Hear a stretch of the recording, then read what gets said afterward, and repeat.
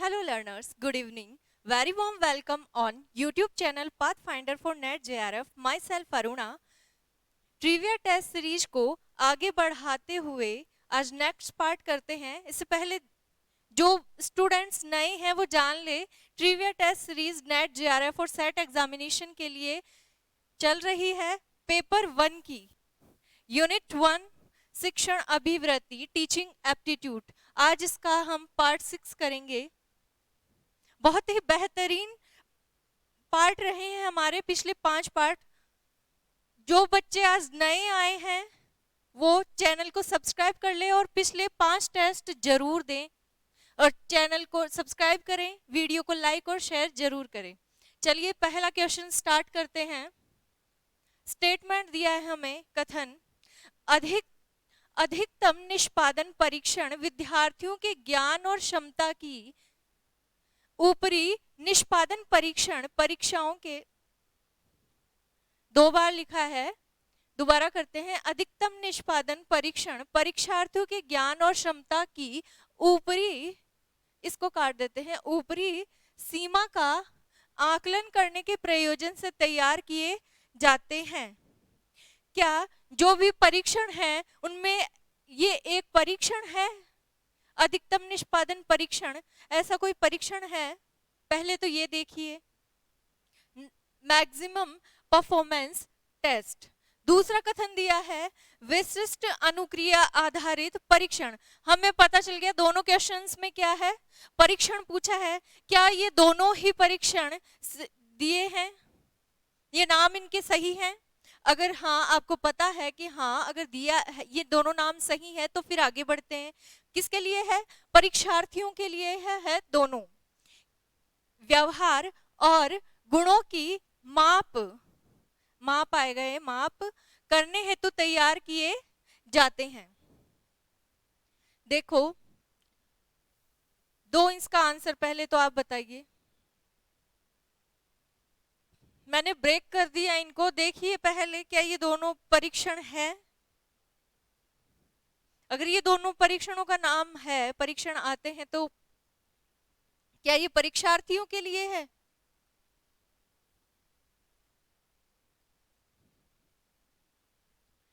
Answer देखते हैं। इसका आंसर होगा दोनों सही है। देखो अधिकतम निष्पादन परीक्षण जो है वो परीक्षार्थियों के ज्ञान और क्षमता की ऊपरी सीमा का क्या करता है? आकलन करता है। ये स्टेटमेंट सही है।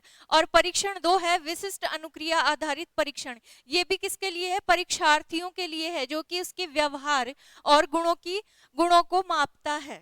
Next question, question number 2। निम्नलिखित में से उन विशेषताओं की पहचान कीजिए जो अप्रत्यक्ष शिक्षण रणनीतियों के साथ जुड़ी है। किसके साथ? कौन सी रणनीति देखनी है हमें? शिक्षण, अप्रत्यक्ष शिक्षण रणनीति या विधि। ऑप्शन फर्स्ट है निर्देशित विद्यार्थी अभ्यास। ऑप्शन बी प्रश्नोत्तरी सत्रों के माध्यम से अवधारणा अर्जन पर बल। ऑप्शन सी उत्पादक सामग्री को लघु एवं सरल पदों में प्रयुक्त करना। ऑप्शन डी सभी। बताइए, देखिए ऑप्शन के।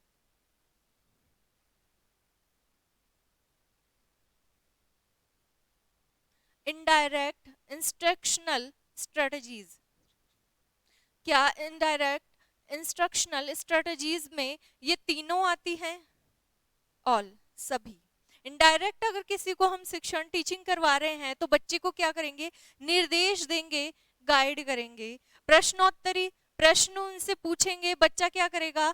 आंसर देगा। तो वो भी क्या है? इनडायरेक्ट है। पढ़ाना वो एक डायरेक्ट कॉन्सेप्ट हो गया। और उद्दीपक, उसको क्या करेंगे? कार्य करने के लिए, सीखने के लिए प्रोत्साहित करेंगे। और बच्चे को क्या है? उस कार्य को छोटे छोटे भागों में बांट देंगे, स्टेप बाय स्टेप, लेकिन सरल तरीके से देंगे उसको। तो ये तीनों ही ऑप्शन क्या है? करेक्ट है। नेक्स्ट क्वेश्चन देखते हैं, क्वेश्चन नंबर 3। स्टेटमेंट दिया है उच्च शिक्षा में कार्यरत किसी संस्थान द्वारा, उच्च शिक्षा में कार्यरत किसी संस्थान द्वारा डीम्ड टू बी विश्वविद्यालय का दर्जा पाने के लिए उसका न्यूनतम 10 वर्ष तक का अस्तित्व होना आवश्यक है। अगर कोई उच्चतम शिक्षण संस्थान है, उसको डिम टू यूनिवर्सिटी बनना है, तो क्या उसके पास 10 साल का एक्सपीरियंस हो, यानी उसको चलते हुए उस विश्वविद्यालय को 10 साल हो गए हो? क्या ये समय सीमा सही है? सोचिए। Question number statement second, deemed to be विश्वविद्यालय के पास न्यूनतम 5 स्नातकोत्तर विभाग, 5 पोस्ट ग्रेजुएट डिपार्टमेंट आवश्यक हैं। क्या किसी विश्वविद्यालय को डिम्ड टू बी विश्वविद्यालय या यूनिवर्सिटी बनने के लिए उसके पास 5 स्नातकोत्तर विभाग, पोस्ट ग्रेजुएट डिपार्टमेंट होने चाहिए? बताइए, सोचिए इसके बारे में। और कौन कौन से जो डिम्ड टू बी यूनिवर्सिटी बनने के लिए कौन कौन सी अर्हताएं क्या होती है, योग्यताएं होनी चाहिए, याद कीजिए।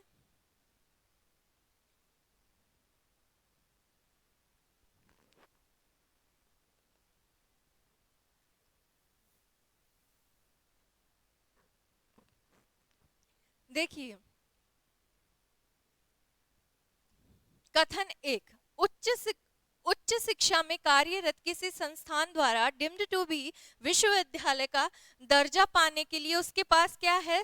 न्यूनतम समय 10 वर्ष ना होकर क्या होना चाहिए? 20 वर्ष तक होना चाहिए। वो कोई भी विश्वविद्यालय हो, वो 20 वर्ष से स्थापित हो और दूसरा स्टेटमेंट देखते हैं, यानी कि ये गलत हो गया। दूसरा देखते हैं, डिम टू बी विश्वविद्यालय के पास न्यूनतम 5 स्नातकोत्तर विभाग होना चाहिए, 5 होना चाहिए, सही है। इसका आंसर क्या हुआ? डी। कथन 1 असत्य है, किंतु कथन 2 सत्य है। देखिए, पहला कितना होना चाहिए?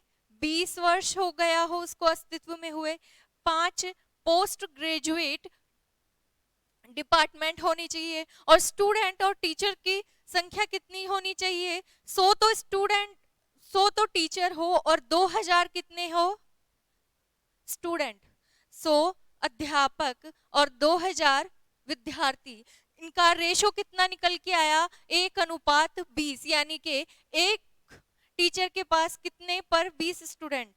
नेक्स्ट क्वेश्चन, क्वेश्चन नंबर 4, निम्नलिखित प्रकार के अधिगम के लिए सही पदानुक्रम क्या होगा?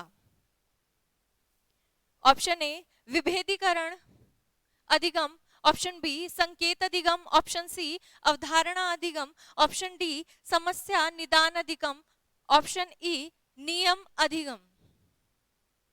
इन चारों में से बताइए। ये ऑप्शन देख के आपको क्या याद आ रहे हैं कि ये अधिगम के जो सोपान है किसने दिए हैं? ये अधिगम के सोपान गैगने ने दिए हैं।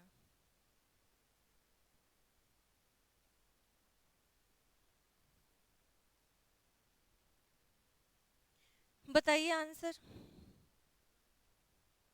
देखिए, सबसे पहला आएगा, थोड़ा इसको फाइन कर लेते हैं हम। पहला आएगा संकेत अधिगम,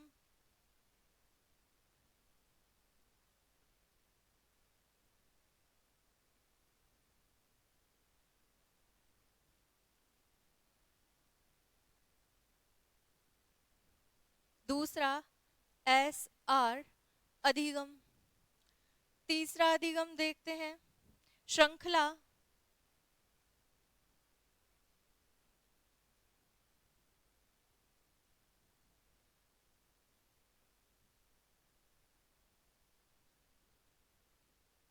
चौथा मौखिक,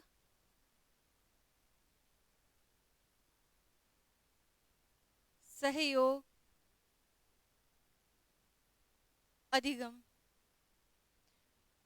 याद कीजिए आगे आप लोग, क्या आएगा? मौखिक सहयोगी अधिगम के बाद में क्या आएगा? विभेदीकरण, विभेदीकरण के बाद में अवधारणात्मक या संप्रत्यय विभेदीकरण,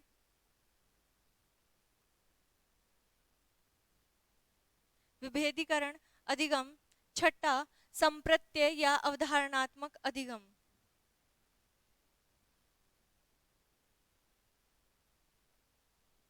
संप्रत्यय या अवधारणात्मक, अवधारणा, अवधारणा अधिगम, अवधारणा अधिगम बन गई। अवधारणा के बाद में क्या आएगा? नियम, और नियम के बाद समस्या का समाधान हो जाता है, समस्या समाधान अधिगम। तो हम इसको हायरार्की में लगाते हैं। विभेदीकरण अधिगम, सबसे पहला संकेत अधिगम, देखिए ये पहले नंबर पे आ जाएगा।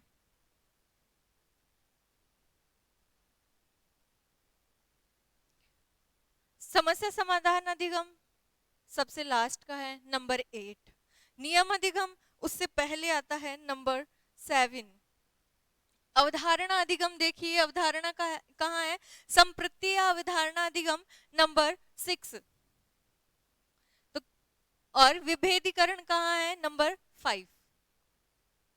फर्स्ट, बी, इन चारों में सबसे पहले ऑप्शन सिर्फ इसी से मैच हो गया, बी। ये रहा ऑप्शन नंबर ए इसका राइट आंसर है।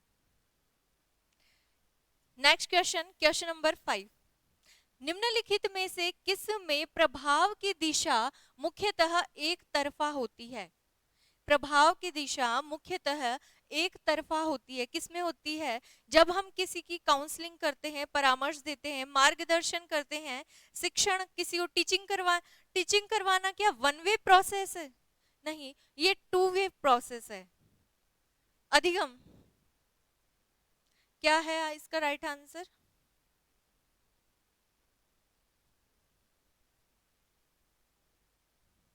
देखिए अधिगम है वो वन वे प्रोसेस है। अधिगम किसी चीज को सीखने के लिए जरूरी नहीं है कि शिक्षण हो, टीचिंग हो, लेकिन परामर्श ये टू वे प्रोसेस है, मार्गदर्शन टू वे प्रोसेस है, और शिक्षण, टीचिंग टू वे प्रोसेस है। टीचिंग अगर करवाएंगे तो बच्चा क्या करेगा? सीखेगा, लेकिन सीखने के लिए टीचिंग, हर बार टीचिंग की जरूरत नहीं होती है। Question number 6। निम्न में से कौन से कारक कक्षा में, किसमें? कक्षा में प्रभावी संप्रेषण के योगदान, प्रभावी संप्रेषण में योगदान करते हैं? कौन करता है योगदान? शब्दों का संतुलित प्रवाह है क्या प्रभावी संप्रेषण में योगदान करता है? शब्दों का संतुलित प्रवाह है, या संदेशों का चक्रीय प्रवाह है, या फिर प्रतिपुष्टि यानी कि फीडबैक के आकलन के लिए तंत्र, या फिर ये सभी? प्रभावी संप्रेषण के लिए, कक्षा में प्रभावी संप्रेषण के लिए क्या क्या आवश्यक है?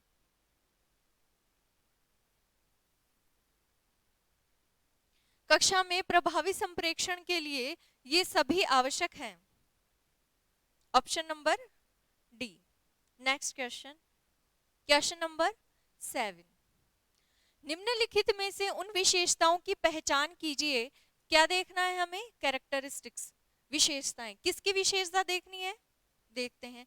जो एक प्रभावी अध्यापक, अब इसमें प्रभावी अध्यापक बनाना है। पहले में क्या था? कक्षा में प्रभावी संप्रेषण के लिए कौन करेगा? टीचर का प्रभावी संप्रेषण होना चाहिए। ये भी प्रभावी अध्यापक के लिए पूछा गया है।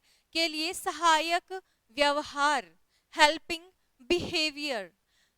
पहले की क्लास में हमने की बिहेवियर देखे थे, 5 की बिहेवियर्स। आज हम क्या देख रहे हैं? 5 हेल्पिंग बिहेवियर, जो कि लर्निंग के लिए नहीं, टीचिंग के लिए जरूरी होते हैं। ये क्वेश्चन भी पूछ सकता है एनटीए। देखिए, संरचना बनाना, विद्यार्थी मतों का प्रयोग, परीक्षण करना, या सभी?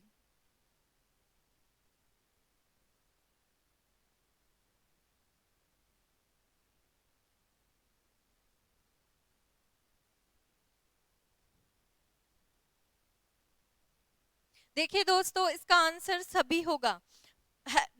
सहायक यानी कि हेल्पिंग बिहेवियर में क्या क्या आता है? संरचना बनाना, विद्यार्थी मतों का प्रयोग, और परीक्षण करना। 2 और बच गए हैं। प्रश्न पूछना, प्रश्न पूछना, और एक और क्या है? शिक्षक का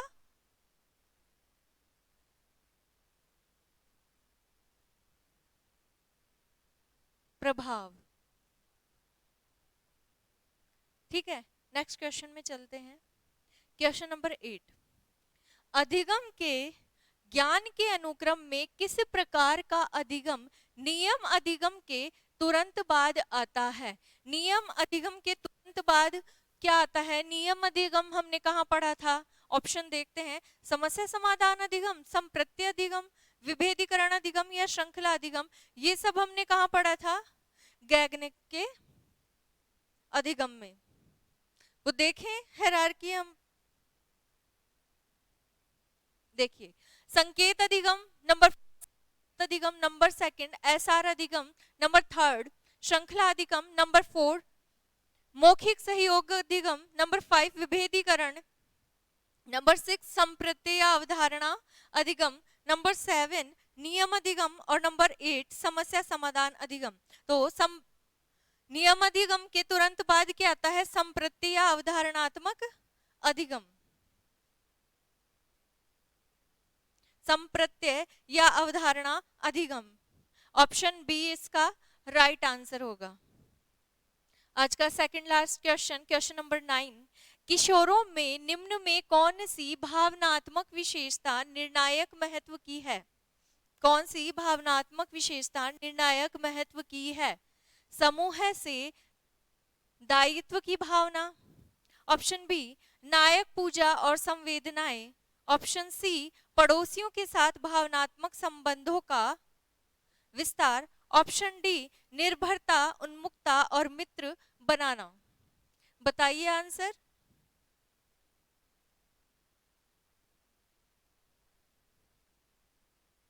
किशोर अधिगम में कौन सी भावनात्मक विशेषताएं निर्णायक महत्व की हैं?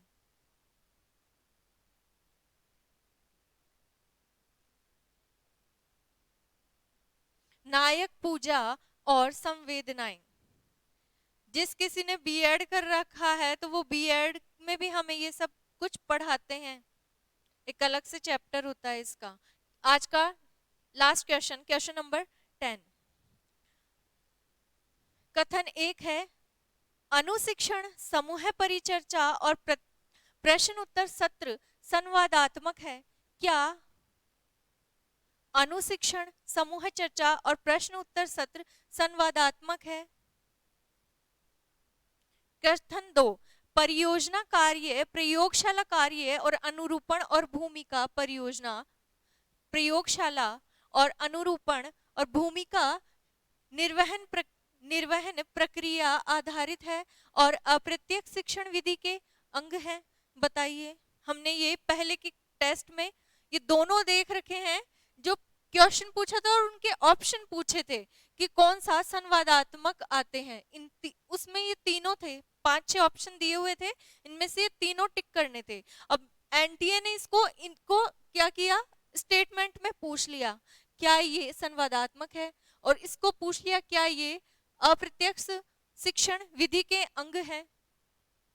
जी हाँ, ये दोनों स्टेटमेंट क्या है, सही है।